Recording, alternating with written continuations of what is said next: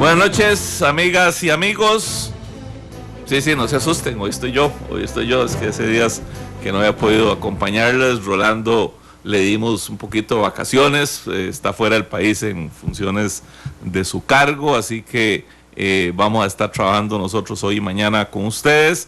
El día de hoy, el partido de fútbol de ayer, que no quisiera hablar de fútbol y peor con el invitado que tengo hoy, pero el día de ayer tenían programado esta entrevista para tener, digamos, como la contraentrevista hoy, para ser sinceros, porque no nos interesa un tema de debate aquí adentro, sino, por supuesto, con ustedes. Hace algunos días, el invitado nuestro sacó una publicación que generó un debate ortigoso y quisimos traerlo para acá. Hoy tenemos la presencia del secretario general del Partido Liberación Nacional, don Fernando Zamora. Vamos a hablar de ética, vamos a hablar de temas complicados, género, temas que han generado, como les digo yo, mucho ortiga en estos días. Pero antes de eso, por supuesto, Fernando, primero, buenas noches. Buenas noches, Carlos, y a todos los televidentes y radioescuchas. En realidad, pues es un honor esta invitación, siempre para mí. No es la primera vez que vengo a la hora que Ortiga. Te agradezco mucho. En el pasado me invitabas para temas constitucionales, que es mi especialidad legal, pero bueno, qué curiosas cosas nos depara la vida. Ajá. Ahorita hablamos de eso. Sí. Okay. Pero bueno, y ahorita hablamos con ustedes, ¿verdad? Este es un tema que es polémico. Yo incluso me hice asesorar de alguna gente que no comparte con don Fernando el tema para hacerle algunas preguntas de dudas que han generado, digamos, la posición de don Fernando. Pero antes de eso nos vamos con Tiro al Blanco.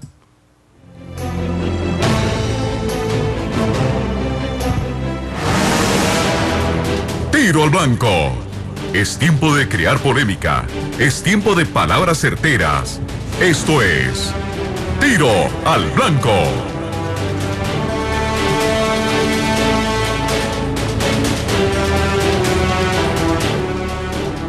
Bueno, hoy es día de muchas noticias.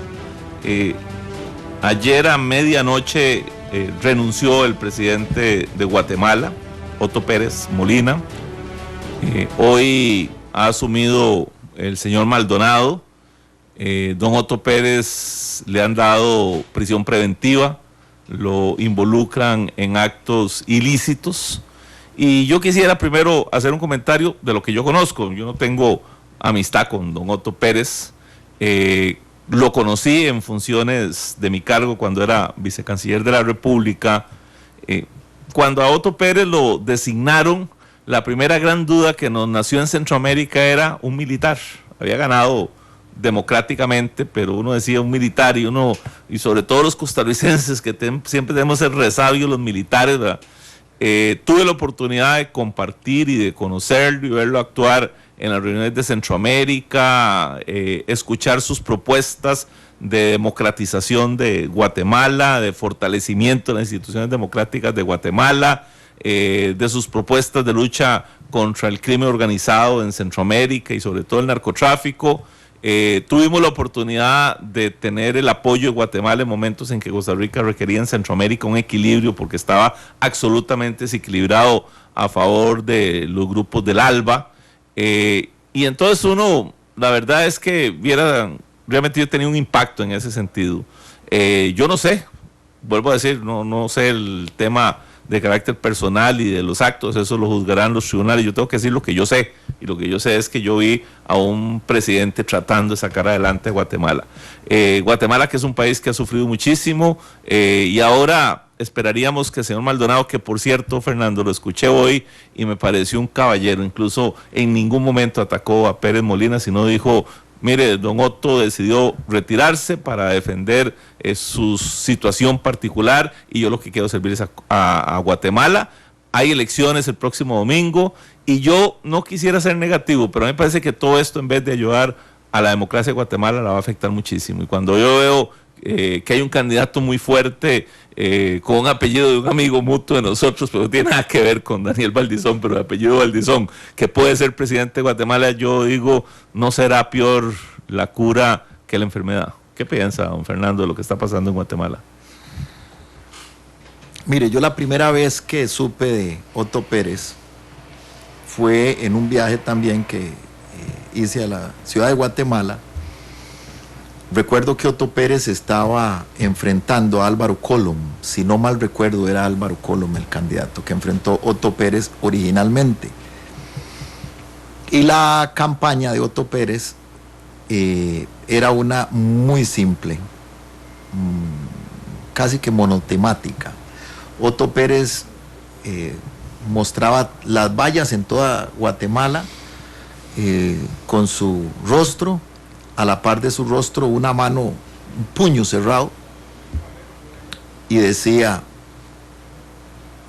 Otto Pérez, mano dura requiere Guatemala, o Guatemala requiere mano dura. En ese momento yo recuerdo que lo que yo pensé es, bueno, este va a ser un presidente guatemalteco, otro más equivocando el camino, porque lo que los pueblos necesitan no es mano dura, lo que los pueblos necesitan es cultura. El desarrollo y la prosperidad y la grandeza de los pueblos no va a depender de la mano dura de un militar, va a depender de su cultura. Y bueno, yo en ese momento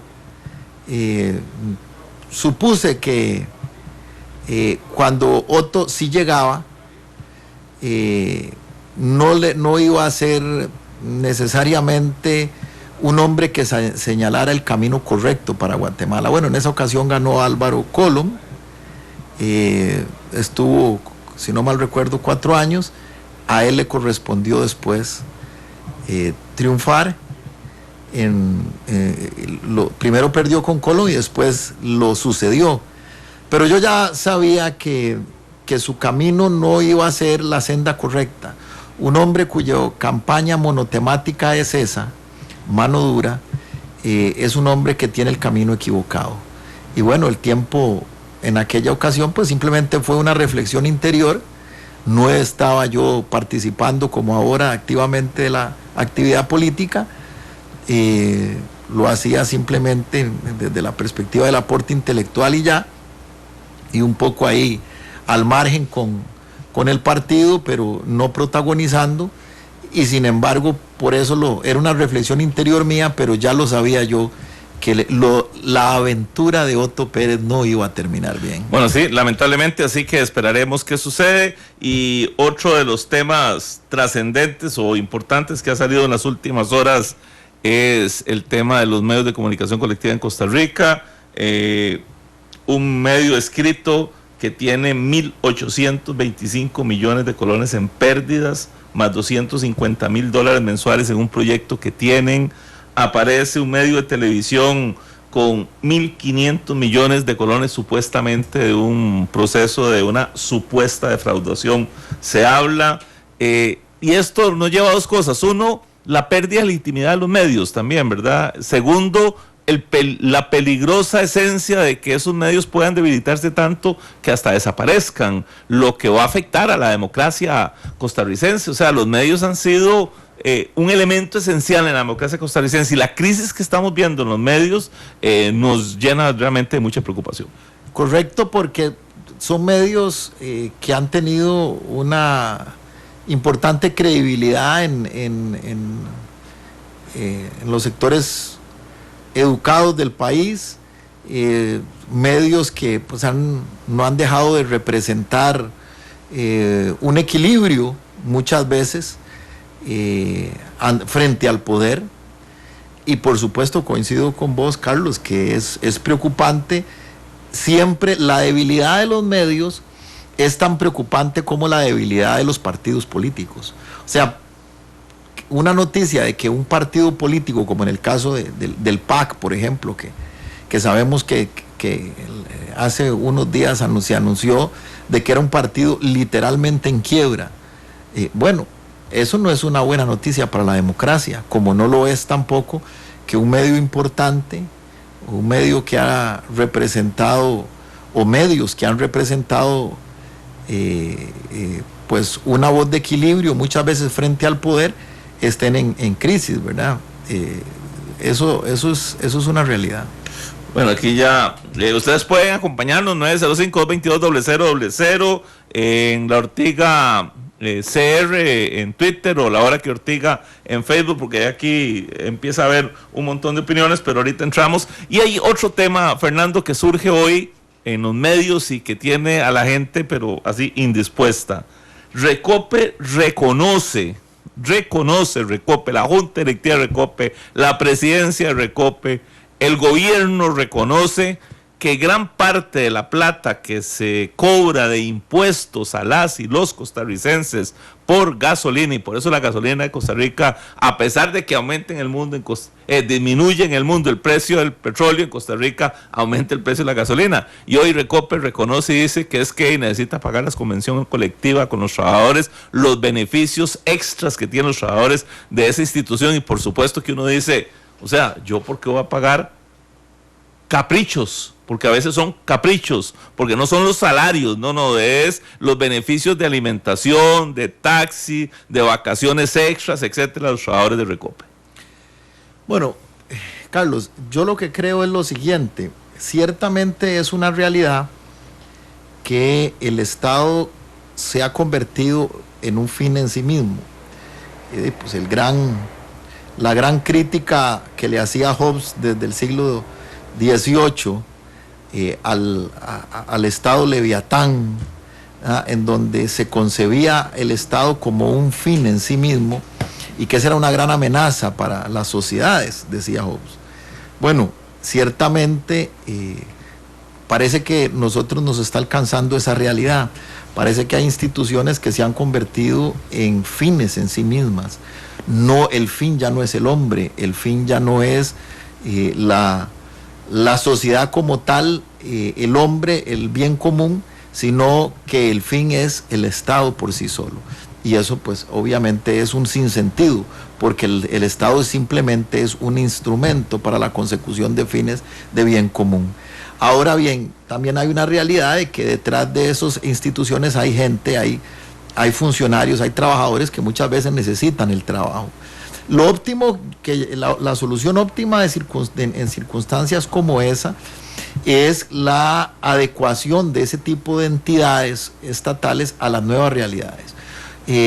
Yo, bueno, no le veo sentido a la existencia de una institución como esa, que claramente se le ha criticado, existe ya sin un objetivo claro porque no refina siquiera, y pues nace como una con intenciones de convertirse en una refinería en su momento, cuando nace a la vida jurídica.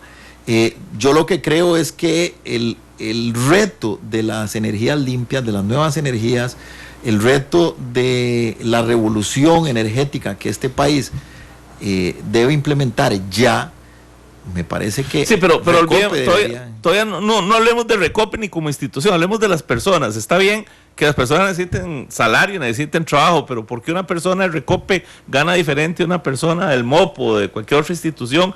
Y además de eso, estas diferencias tienen que ver con ventajas de esas cosas mal llamadas convenciones colectivas, que además tenemos que pagar nosotros con los impuestos a la gasolina.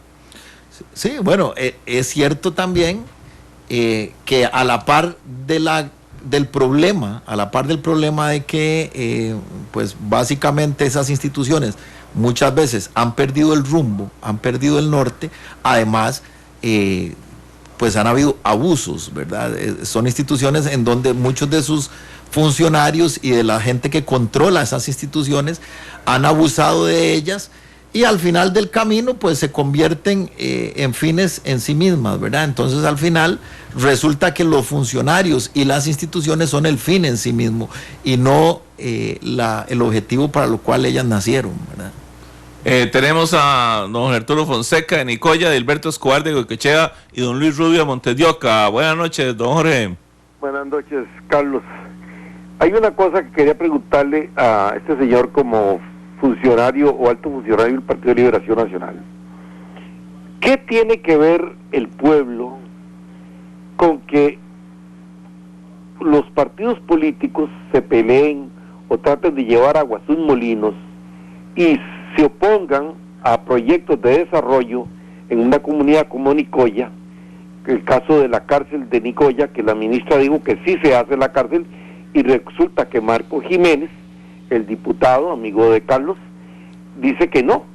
Y él firmó el documento cuando Laura Chichilla se le solicitó la firma para el proyecto. Ahora se desdice, está bien que se desdiga, pero ¿qué tiene que ver el pueblo pasar hambre, pasar necesidades con una obra de desarrollo que está financiada por el Banco Interamericano de Desarrollo, que va a tener un fin social, y resulta que por un asunto político, porque él quiere reelegirse, no lo apoya ahora? Incluso arrastra en su dicho al alcalde de Ojancha. Entonces me parece a mí como que no debe ser eso.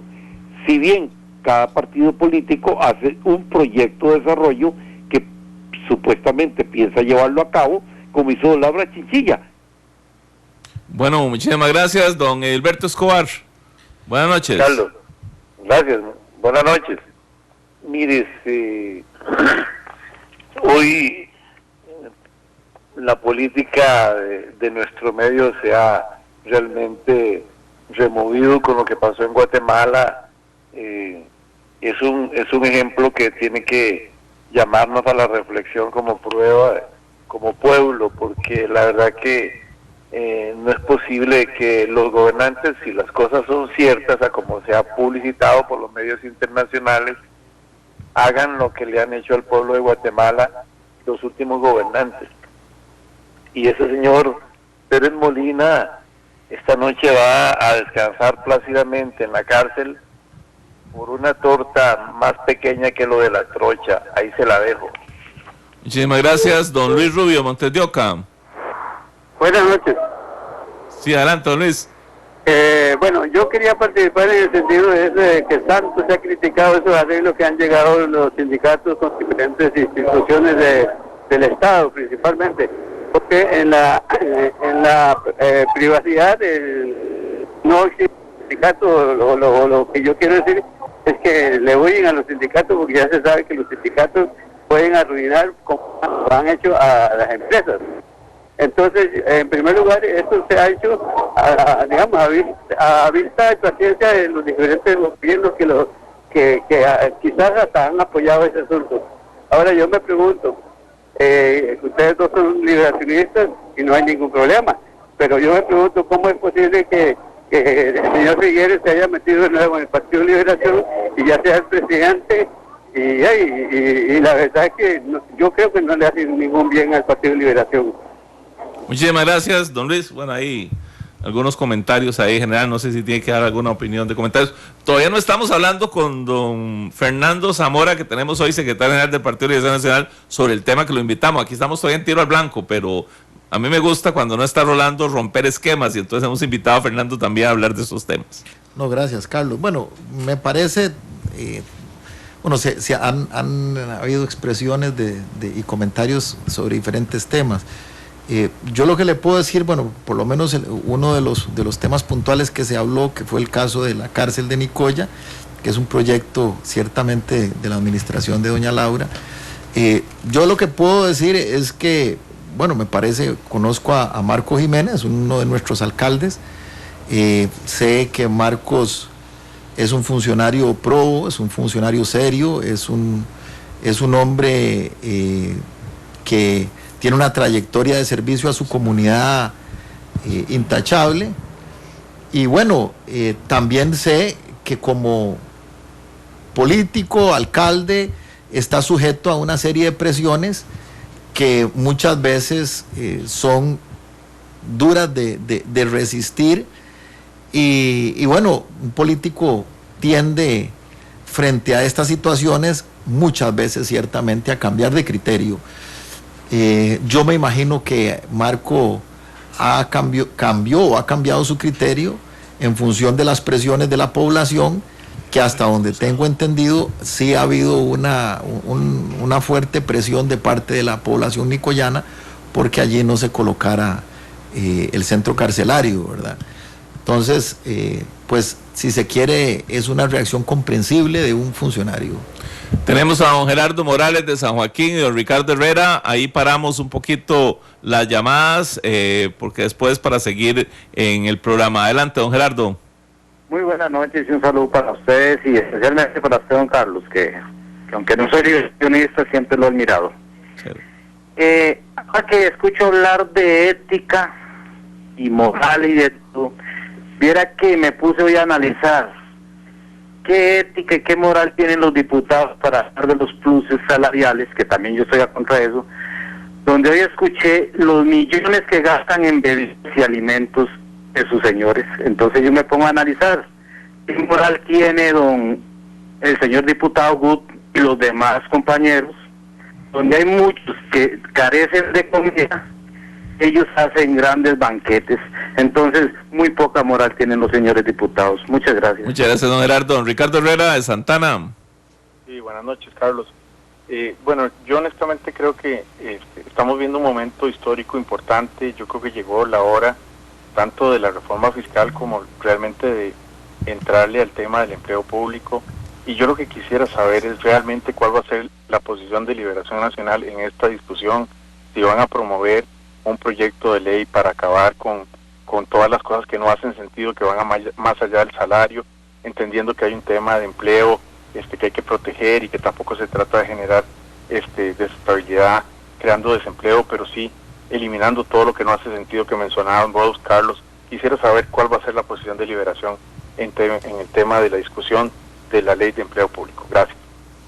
Una pregunta trascendente, ¿verdad? O sea, ese es un tema. Pero además de eso quisiera agregarle otra cosa, don Fernando, porque si no se nos va la parte esta sin algunos temas trascendentes. El presidente de la República había anunciado que tenía un decreto, que tenía una posición política, de que la vez pasada, cuando el presupuesto general de la República aumentó un 19%, se convirtió en el presupuesto más alto de la historia del país y el crecimiento excesivo, exagerado, se generó un gran debate en el país, etcétera, etcétera. El presidente puso una excusa y dijo, señores, esa es la plata que se necesita. Y quien no la ejecute, quien engaña a la gente diciendo que necesita la plata y no la hace, es por ineficiencia y lo hecho. Palabras más, palabras menos del señor presidente de la República. Hoy, la institución que más ha ejecutado en septiembre, falta octubre, noviembre, diciembre, o sea, 3 meses, y diciembre ya no hay forma de ejecutar. La institución que más ha ejecutado es una institución que tiene un 52% de ejecución. Y hay instituciones, la que menos, es una institución que ha gastado el 13% del presupuesto ordinario. Entonces uno dice, se pide plata, se hace un gran escándalo y las instituciones no la gastan. Una de dos, o porque no hay necesidades, cosa que me parece totalmente ilógico, o porque hay incapacidad. Y el presidente le dijo al país, voy a quitarle incapacidad, y ahora se quita el tiro y dice, no, yo no dije eso, sino lo que quise decir otra cosa, pero además hay que entender las circunstancias, etcétera, etcétera, etcétera. Lo cierto es que no va a cumplir. Y entonces uno dice, ahora hay una discusión del presupuesto. El gobierno ha venido a decir, hemos hecho un gran esfuerzo para evitar un crecimiento y solo crece 0.5%. En eso hay un debate importante en la Asamblea Legislativa. Pero crece un 0.5% del crecimiento en razón al presupuesto de este año, ese 19% que no fueron capaces de ejecutar. O sea, en el 2016 va a pasar lo mismo, va a haber incapacidad de ejecución, porque es la misma situación, no hay ninguna diferencia. Entonces uno dice, ¿cómo creerle a la gente? Entonces cuando Ricardo dice empleo público, bueno, ¿cuándo vamos a poder realmente tomar decisiones para enfrentar los verdaderos problemas del país? Mire, lo que usted refiere, Carlos, es sin duda resultado de una realidad que nos ha invadido, y es que definitivamente la era digital del conocimiento ha destruido el concepto de la organización burocrática, el concepto weberiano, ¿verdad? De ese concepto de Max Weber de exaltación de la entidad burocrática como una entidad con superioridad fundamental y concebida como se concebían los ejércitos, entre más grandes eran más eficientes y tenían mayor capacidad de lograr sus objetivos. Esa concepción ya murió.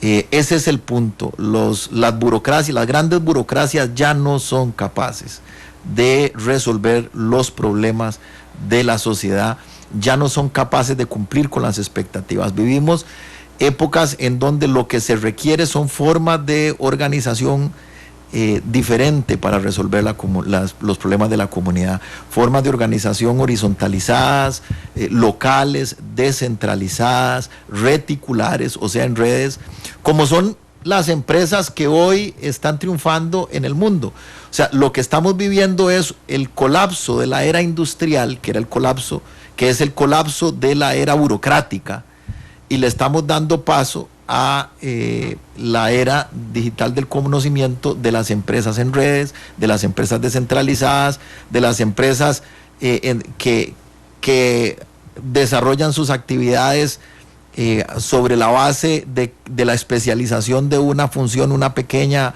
empresa que hace a su vez coordinación con otra pequeña empresa que hace otro aspecto.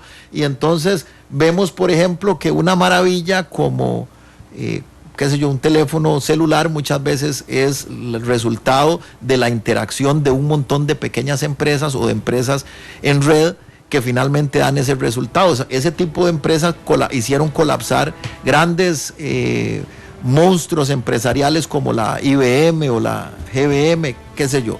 Hoy estamos viviendo entonces la realidad de una forma de organización que es eficiente en el tanto no es bajo el modelo industrial. Y lo que nosotros estamos viviendo en prácticamente todo el mundo es un esquema de Estado que es precisamente industrial, pero que entonces ya no funciona, ya no es eficiente, ya no cumple realmente, no tiene la capacidad más bien de cumplir los objetivos con ese tipo de organización. Entonces es una cuestión muy compleja, pero la raíz del problema está ahí.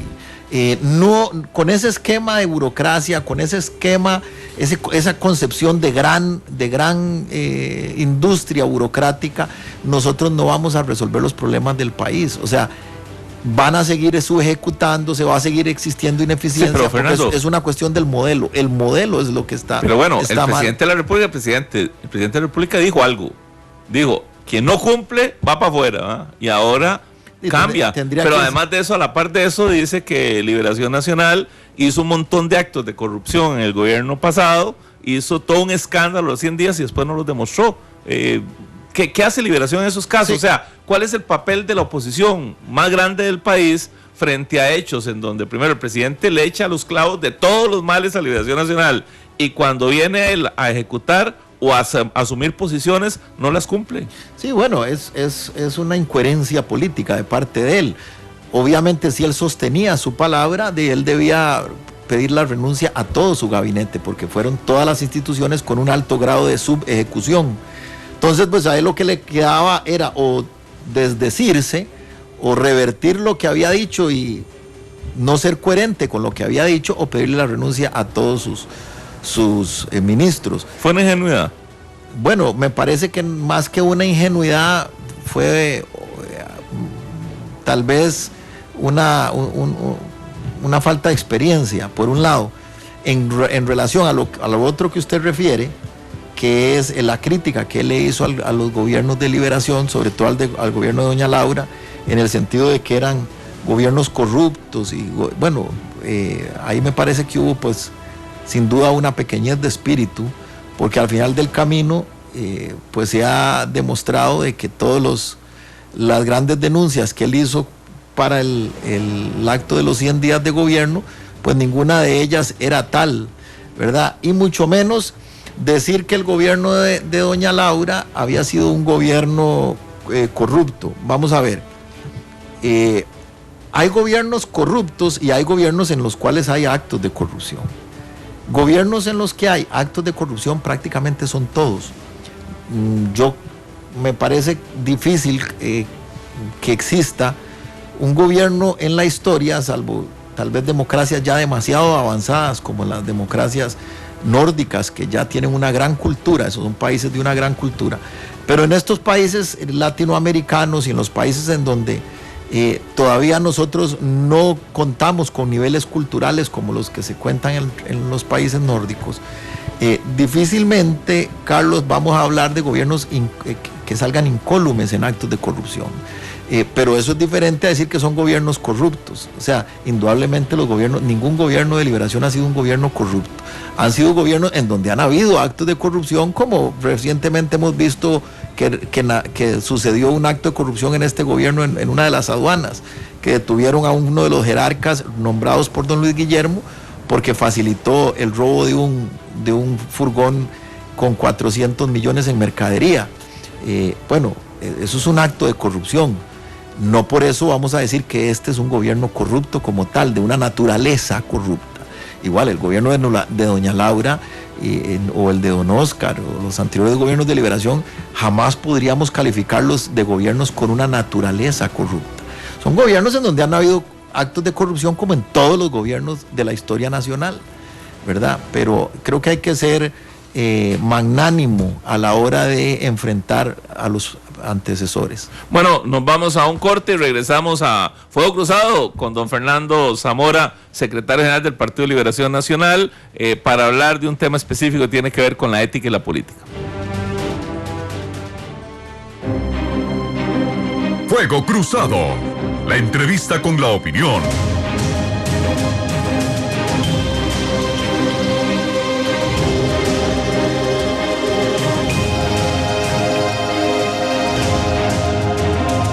Regresamos a Fuego Cruzado. Hoy estamos con el secretario general del Partido de Liberación Nacional, don Fernando Zamora, y a lo que vinimos, porque se nos va el tiempo. Hay mucha gente que está opinando en redes, pero vieran que a mí me cuesta muchísimo, me falta así como alguien que nos pueda ayudar también aquí para ir leyendo en redes. Una persona nos decía ahora que por qué no hablamos del guardabosques que fue condenado al día de ayer, donde hay un gran debate. Ahora resulta que don Juan Diego Castro sale siendo informado de que el señor tenía serios problemas vinculados a un tema de narcotráfico también, que no tiene nada que ver con el caso. Es un tema muy complejo, no es que no hablemos de eso, sino que hay tantos temas que no podemos estar viéndolos. Realmente invitamos a don Fernando para una cosa muy específica, y por casualidad, la verdad es que no fue planeado, pero por casualidad, le repito, incluso la entrevista con don Fernando era ayer, ni siquiera era hoy, pero por casualidad nos tocó hoy,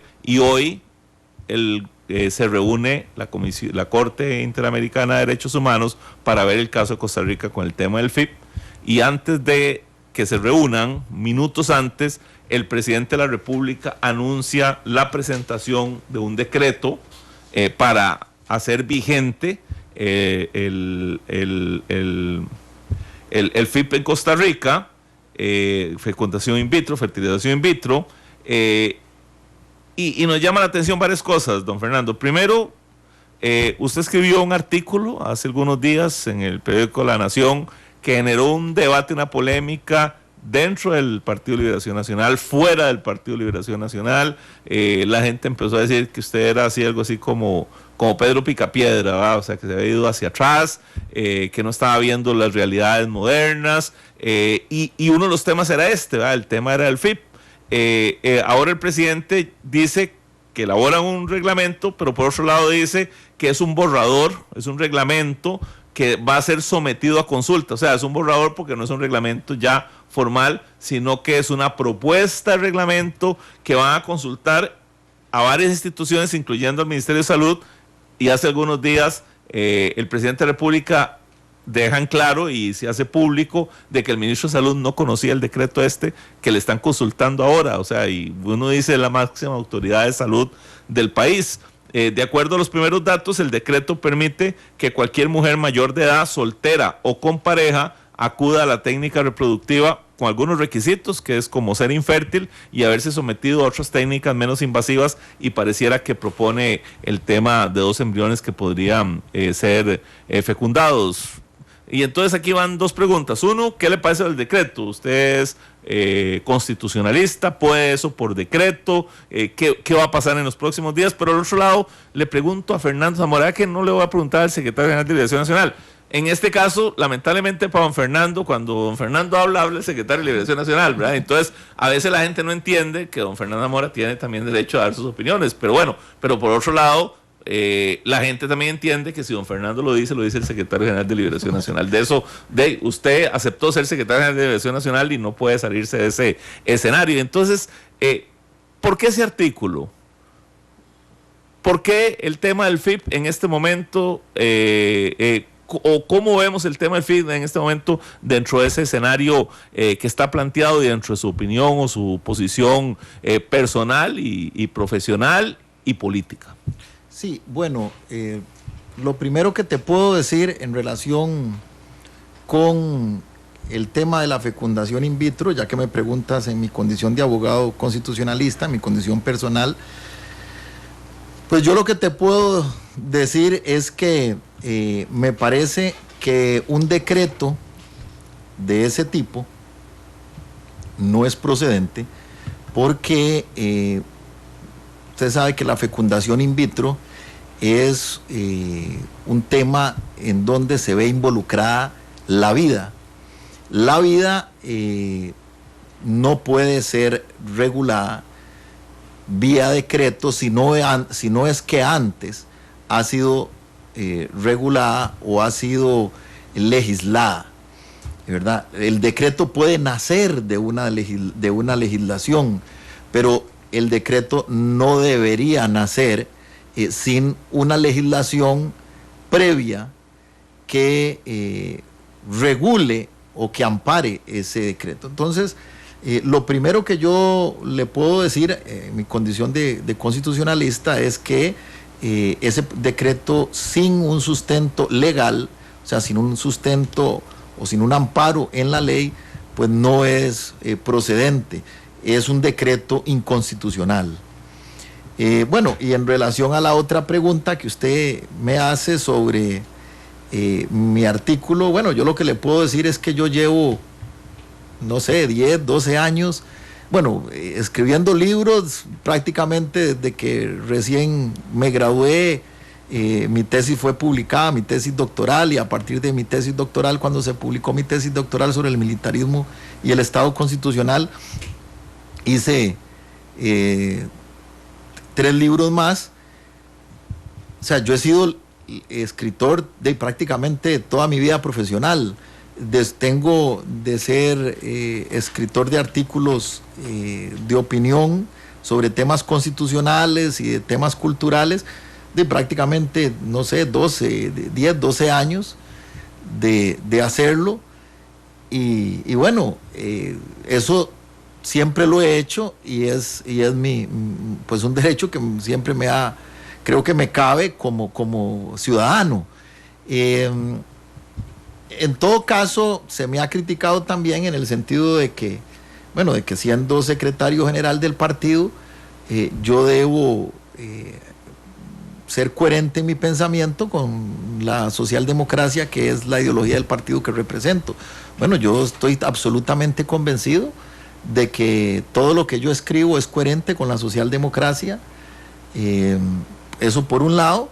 Y segundo, los cargos políticos no son fines en sí mismos. O sea, yo no llegué a un cargo político, a una posición política, simplemente porque ese fuera en sí mismo un fin para mí. Uno llega a posiciones políticas para influir, y pues por supuesto para influir, eso incluye posiciones, pensamiento, posiciones en torno a los problemas nacionales, a los desafíos del país. No concibo yo un líder político que no tenga posiciones y que no trate de colaborar en el sentido de enrumbar a una barca política en función de un norte, ¿verdad? De ahí que no veo tampoco la razón de la crítica por tener posiciones que en todo caso el que las lee, en este caso de este artículo que generó polémica, yo lo que podía decir es que el artículo se defendía por sí solo. Mucha gente, le soy honesto, la mayoría de las personas, así como hubo gente que no estuvo de acuerdo con mi posición, mi posición, pues yo recibí cientos de señales de apoyo y de reconocimiento a que la tesis mía era una tesis absolutamente equilibrada, era una tesis sensata y que era una posición además documentada, coherente, con un análisis rigurosa, con un análisis histórico e ideológico. Y bueno, ahí está. Aquí me pidieron que le hiciera varias preguntas y se las leo. Yo del tema no soy especialista, pero la gente, sabiendo que usted venía, me hizo algunas preguntas. Por supuesto, ustedes pueden participar, 905-222-0000, la Ortiga CR, la hora que Ortiga. Usted da una frase que dice así: aquella peligrosa doctrina sexual y familiar de los textos clásicos del marxismo ha regresado hoy, se llama ideología de género. Y la pregunta es, ¿a qué exactamente se refiere? Porque dice claramente que, eso es lo que me dicen, la teoría del género es una ideología, o sea, una manera de pensar y no algo por lo que las sociedades deben luchar por justicia para empezar. Segundo, que es una doctrina sexual, anulando con esto que la teoría del género defiende los derechos y la igualdad de la mujer ante el hombre, porque no se trata solo del derecho de las mujeres a tener relaciones sexuales fuera del matrimonio sin ser dilapidadas o ahorcadas. Y tercero, que es peligrosa para la sociedad. Y le agrego ahí mismo la pregunta, ¿realmente usted es tan machista como la gente dice o qué es lo que quiso expresar con ese tema? Bueno, primero, lamentablemente ahí hay mucha tergiversación, incluso a veces deseos de obtener rédito político tergiversando lo que yo dije. Vamos a ver, primero que todo, eso no tiene nada que ver con el machismo, ni tiene nada que ver, o sea, lo que yo planteé no tiene nada que ver contra las mujeres. La ideología de género nada tiene que ver con la justa lucha de las mujeres. Y como yo lo dije en un segundo artículo sobre el tema que fue publicado el viernes pasado, periódico La Nación también, todos los socialdemócratas creemos en la justa lucha de la mujer.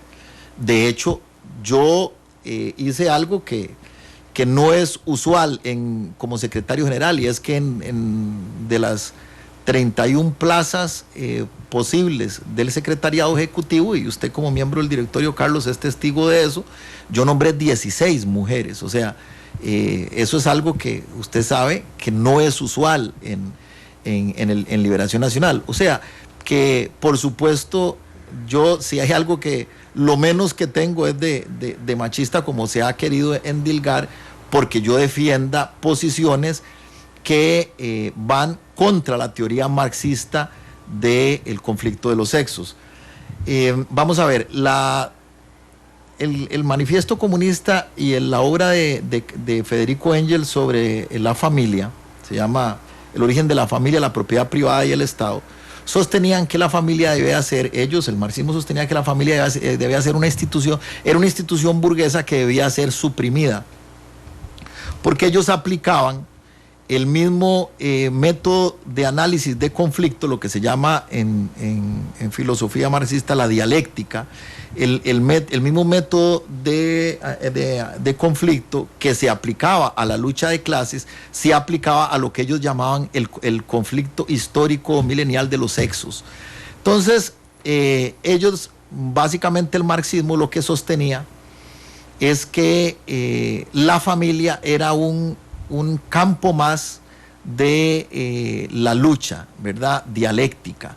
Era un campo más del método del conflicto, en donde los padres oprimían a sus hijos y los sexos se oprimían entre sí. Entonces, que la solución, pues la solución socialista, digámoslo así, al conflicto era la rebelión, o sea, el conflicto, el método del conflicto. Como ustedes saben que el marxismo también lo planteaba para el problema económico. Ellos decían, la historia económica, uno de los elementos de la historia económica, ¿verdad?, una de las manifestaciones de la historia material y económica de la humanidad era el conflicto entre oprimido y opresor, y que eso también se daba en las familias, ¿verdad? Por supuesto que eso es una idea marxista que a mi criterio es absolutamente errada, ¿verdad? Bueno, mucho de la ideología de género,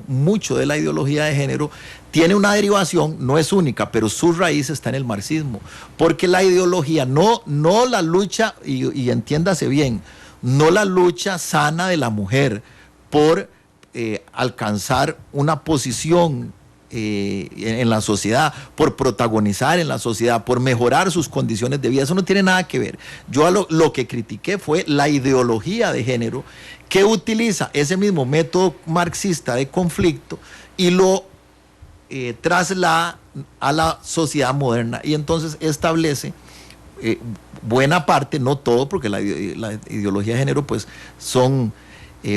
tiene diversas implicaciones, pero una de las implicaciones de la ideología de género es precisamente es la aplicación del método marxista de conflicto, o sea, decir que o retraer aquel análisis filosófico de que pues la familia era un campo de batalla o era un escenario de batalla entre los sexos, entre padre e hijos, y que tanto los hijos contra sus padres como los sexos entre sí debían rebelarse, y finalmente la familia debía ser suprimida. Entonces vemos que muchas de las ideólogas del género, como por ejemplo Judith Butler, ¿verdad? Y muchas recientes teóricas de la ideología de género, finalmente llegan a las mismas conclusiones que el marxismo, en el sentido de que la familia debe ser suprimida, es una institución que debe ser suprimida, ¿verdad? Como una conquista social. Perdón, y eso es lo que yo critiqué. Perdón que lo freno, Fernando, pero tengo a 3 personas ahí hace rato en el teléfono y les pido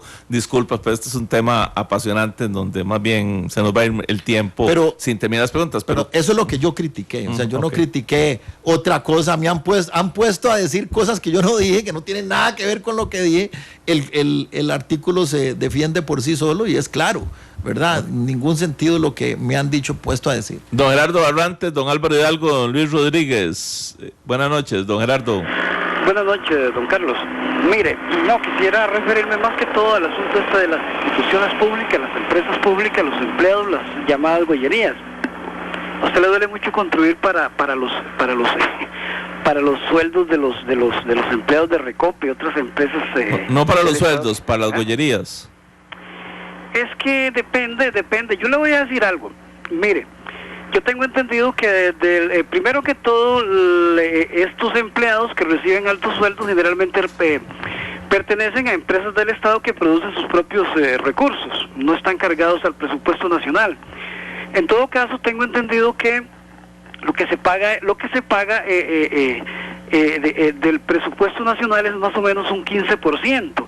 Y el otro 85%, ¿sabe quién se lo chupan? Las empresas privadas que están detrás de todas las instituciones del Estado y las empresas del Estado. Por ejemplo, como están las cogeneradoras, son verdaderas sanguijuelas, como las cogeneradoras son sanguijuelas del ICE, y así andan todos por el estilo. Entonces, lo que más se paga es para alimentar a esa gente. En el caso de Recope, yo quiero decirle esto. Usted dice que por qué no lo cierran, que no sé qué. Es porque Recope... Yo no he dicho eso, Gerardo. ¿Ah? Yo no he dicho eso. Que bueno, es que la idea que usted da es que Recope, los recursos de Recope se los chupan los empleados, y no es así. El negocio de Recope es de otros. Es cuestión de saber qué compra Recope, qué vende Recope, quiénes son los intermediarios, cuáles son los términos de los contratos y cuál es el papel de los gasolineros, para que se dé cuenta de quién es el negocio y por qué están los empleados. Muchas gracias, don Gerardo. Don Álvaro Hidalgo de Grecia, buenas noches. Bueno, buenas noches, don Carlos y don Fernando. Don Carlos, es un placer volverlo a ver aquí, pues se nos había corrido, ¿ah? Muchas gracias, sí, estábamos con problemas personales. Una pregunta, más que nada, don Fernando, y dos aseveraciones. El asunto de in vitro es de tipo constitucional, legal, o ahí el asunto es religioso. Tengo mis dudas. Dos, sobre eso de los gobiernos que hablaron de corruptos, una aseveración. A usted, por cierto, don Carlos, le pedí ayuda para ese artículo.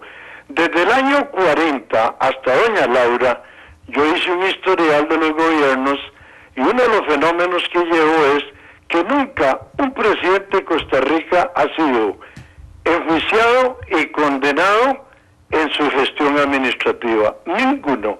¿Cuántos países lo tienen? Y el tercer punto que me preocupa un poquito con respecto bueno, ya se me fue, lo dejo ahí. Bueno, muchísimas gracias, don Álvaro. Don Luis Rodríguez, de Sabanilla, Montes de Oca, es la última llamada de la noche. Buenas noches. Buenas noches. Primero, Carlos, felicitarlo a usted, a Rolando, que allá afuera de las fronteras, por el programa que nos ilustra tanto a todos. Yo nada más quería, con el tema que se está tratando, felicitar a don Fernando, en el sentido de que siempre es bueno exponer las ideas, no por conveniencia, sino por los valores que uno tenga, aunque no todo el mundo esté de acuerdo, definitivamente no podemos quedarle bien a todo el mundo, y creo que es importante que en este país, y que nos respetemos las ideas, y que oyendo las dos posiciones, en este caso don Fernando y la posición de la otra parte, podamos sacar dos conclusiones que traigan el beneficio de poder llegar a algo más, lo más cercano a la verdad posible. Creo que es importante, y en Liberación, ahora que decía don Fernando, que es que habían dicho que él no defendía la socialdemocracia, que decía otras cosas, yo creo que no necesariamente, porque el mismo Liberación en algunos momentos, y no solo Liberación, sino otros partidos que han estado al poder, se han desviado de la socialdemocracia para caer en el neoliberalismo, entre otras cosas, pero realmente somos humanos y tenemos que ayudar. Creo que lo más importante aquí es que todos colaboremos, este programa nos ayuda mucho, y espero que ahora mucha gente se meta a las alcaldías y más bien a los regidores y todos ayudar a las municipalidades, porque somos buenos para criticar y hablar mucha papaya, como dice, mucha paja, y a veces no ayudamos al país, y la mejor manera de ayudar es que colaboremos con nuestras comunidades y con nuestro país, que todos aportemos un granito de arena para tratar de que Costa Rica mejore, porque al final de cuentas los que vamos a beneficiarnos somos todos nosotros. Así que pasen buena noche y los felicito por el programa y muy amables por dejarme entrar al aire. Bendiciones. Muchas gracias, Luis. Dos preguntas más que aparecen aquí para que las tengan aquí, porque se nos va a ir el tiempo. ¿Usted ve mal que las mujeres tengan libertad sexual? ¿Por qué?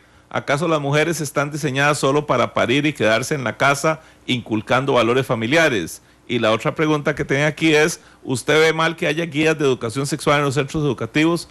¿Acaso que un valor moral va a impedir que los adolescentes incurran en relaciones sexuales? ¿No es mejor educarlos bien para que sepan cómo evitar embarazos y enfermedades? Sí, bueno, en torno a eso yo estoy de acuerdo con las guías sexuales. Ahora, lo que no estoy de acuerdo es con una guía sexual, las guías sexuales que enfatizan en el placer y en las emociones afectivas. O sea, yo creo que la guía sexual debe contemplar el compromiso moral que existe tras el sexo. Eso es toda la crítica que yo he hecho en torno a las guías sexuales. Me parece que en ese sentido yo he sido claro. Ahora me han puesto a decir que yo estoy en contra de la educación sexual y cosas de ese tipo que desde ningún punto de vista se pueden desprender de lo que yo escribí, ¿verdad? Entonces, no, la realidad es que soy un firme defensor, como te lo he dicho y lo puedo demostrar con mi práctica política, en donde yo nombré 16 mujeres de 31 posibles en el secretariado, ¿verdad?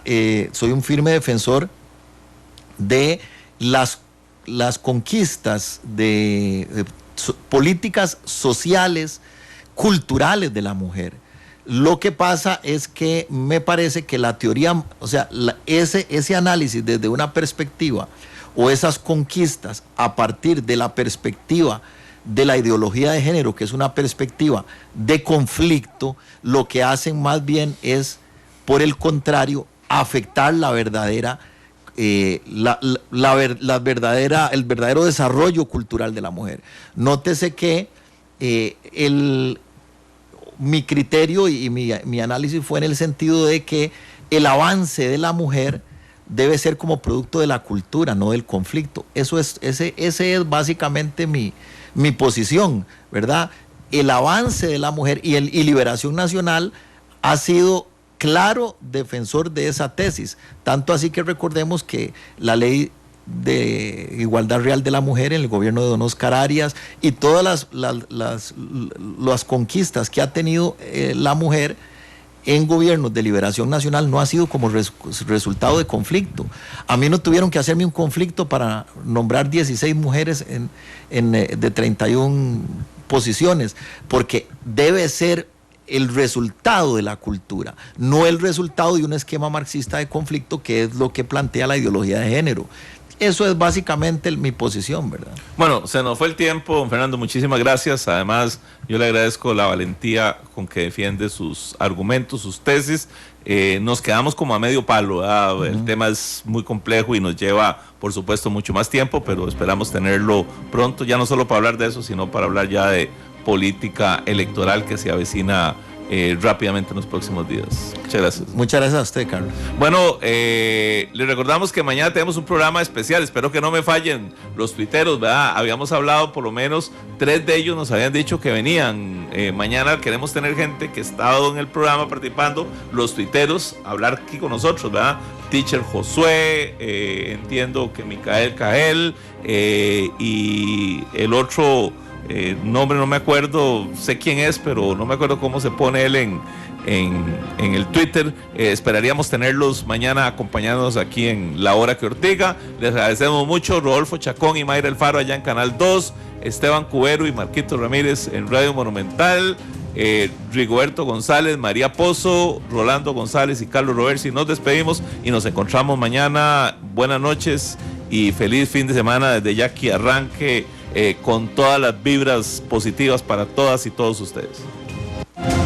Esto fue Fuego Cruzado.